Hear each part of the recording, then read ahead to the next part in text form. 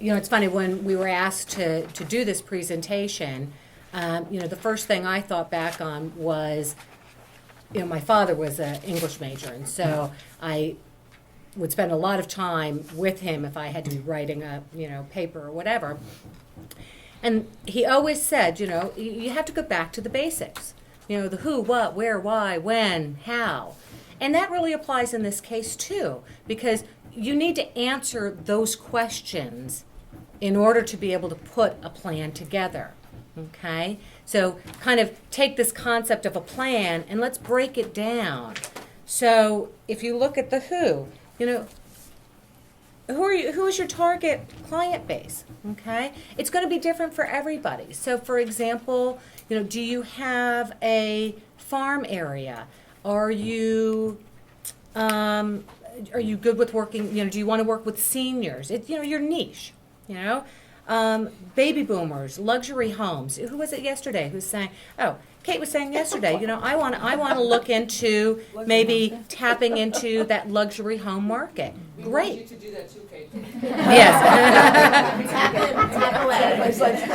Well, I've seen agents that market to condo owners near a metro or something. Yeah. You can.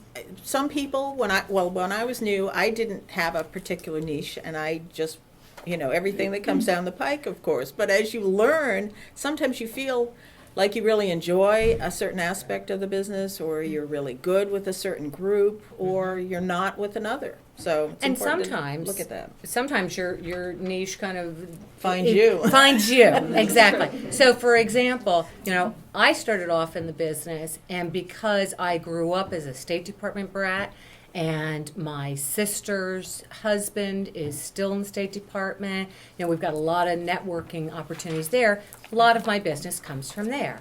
And then I've got the farms that I had worked over the years. But as a part of working these two farm areas,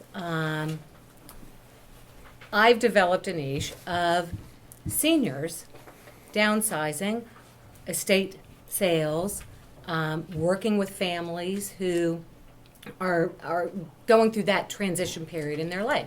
It's become an area of expertise for me. It's not something I sought out. It's not something I said, ooh, that's what I want to do, but it just evolved. But in recognizing that, it helps me know kind of how to market and plan parts of my business.